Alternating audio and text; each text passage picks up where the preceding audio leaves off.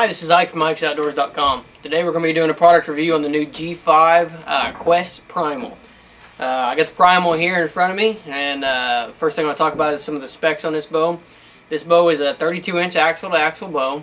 it has a 7 1/8 inch brace height on it. It has it's IBO rated for 330 feet per second. Very sharp looking bow too. You can see this one here is in the G fade, which is their fade. It has a black riser on it, and about 3/4 of the way up the riser it fades into this nice real tree camouflage here. So the bow looks sharp, and not only does the fade look good, but G5's also they got G5 on here, G5 under the limbs. It says Quest across the shelf guard. Just a very nice looking bow. Has these nice blue and black strings on it. I put a blue loop on mine. Has these G5 speed studs on here, which are blue as well. The ceramic inside of the iGlide technology, which we'll talk about a little bit later, is blue, so it's got a nice blue and black pattern to it. Good quality strings. I'm really impressed with these strings.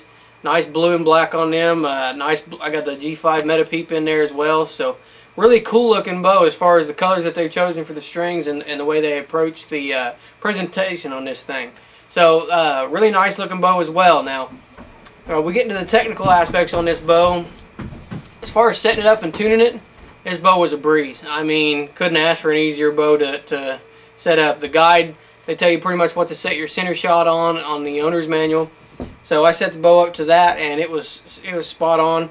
The rest was easy to set up. I got a ripcord code red on there, and I'm using an HHA slider with a Bad Rivers Outdoor tagged out rangefinder on here. No, this one don't have it on it. My other HHA's got that on there.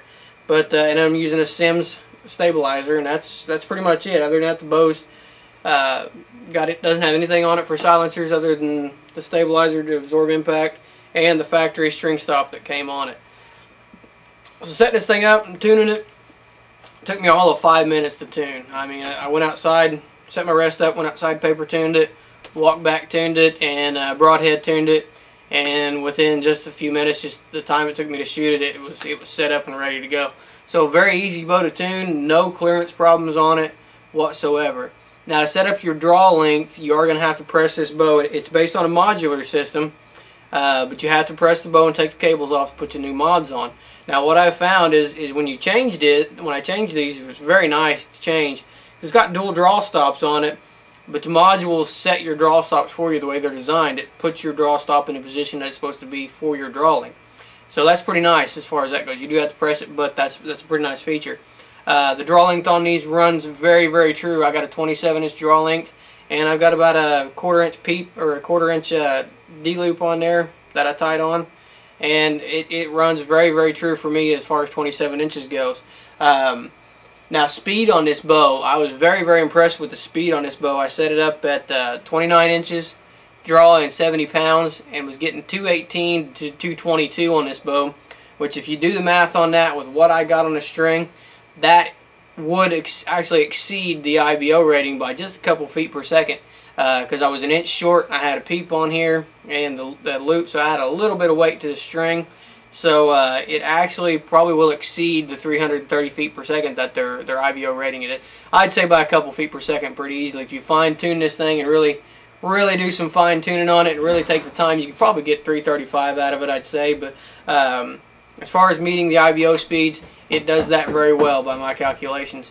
As far as setting it up for my real world speeds, I set this thing at 60 pounds and shot a 400 grain arrow out of it at 27-inch draw, and I was getting 260 to 265 feet per second out of it, which is pretty impressive for that short draw length and the heavier arrow. So pretty impressive with the real world speeds on this thing as well. Now one of the new technologies that they have on this thing that I'm most impressed with is the iGlide. What this is replaces the cable slide and replaces your roller guard. It's 2 pieces of ceramic in here, and your cables slide through there. And what I've noticed is on all the shots that I put through this thing, it is showing absolutely zero wear on the cables. So that iGlide technology, I'm very impressed with that. It is very, very nice technology and shows no wear at all on these cables. So very impressed with that as well. Another really nice feature of this bow is the grip, The grip on this thing really, your hand just really sinks right in there. It's a very comfortable grip. I didn't find myself having to adjust my grip or change it around or kind of do something with my hand like I've done in the past with some bows. I was able to just sink it right in there, and it just puts my hand in a position that's very natural for me. So I'm very impressed with the grip on this thing as well. Shot the draw cycle on this thing. There's only one word that I can use to describe the draw cycle on this thing, and that's butter.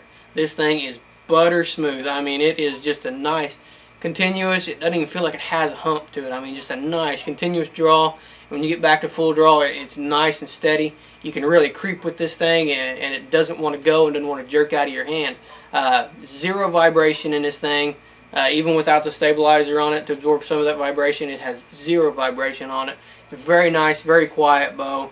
I'm going to strap my release on here and grab a couple arrows and fling a couple arrows for you guys and let you hear this thing and show you the draw cycle on it as well. I got this thing set at 60 pounds, but even sitting down, one thing I like to do is I like to be able to shoot a bow, especially a hunting bow. I want to be able to shoot it sitting down. So it's got to have a nice smooth draw cycle on it. That's why I shoot 60 pounds, is so I can shoot this thing sitting down and have no problem with it.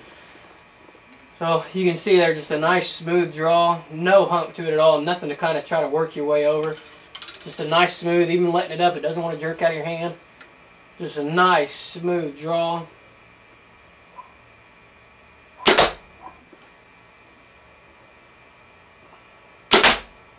Just a nice smooth bow. I mean, you can't ask for better than that. So it does everything that this bow is advertised to do. It has a just a nice butter smooth draw cycle on it. No vibration to it at all. Very comfortable in the hand. Sharp, very sharp to look at. Meets or exceeds the IBO speed rating that they set forth. Easy to tune. There's not anything that this bow is advertised to do that it will not do. And when we get a bow here at Ike's Outdoors, we set it down and we figure out what category this bow goes into as far as whether it's a hunting bow.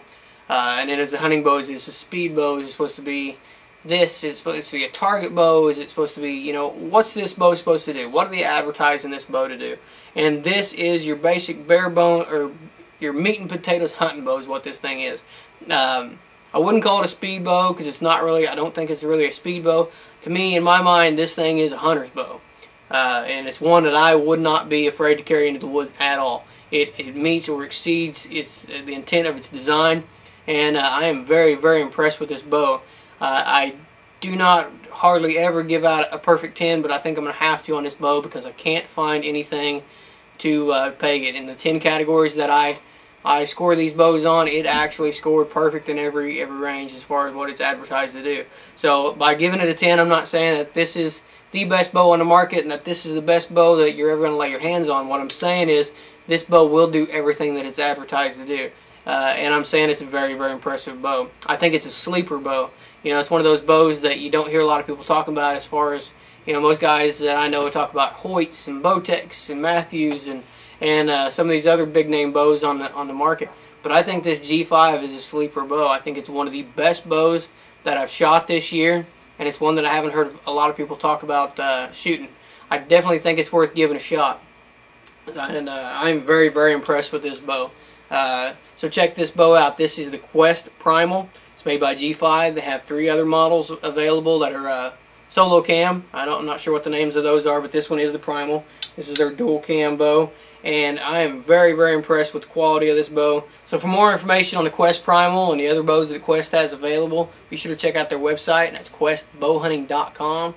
For more product reviews, for more tips, tricks, bow reviews we got coming up, be sure to check out our website, and that's ikesoutdoors.com. Appreciate you watching. I like good times, good wine, good smoke, and a 5-piece bed. And I can't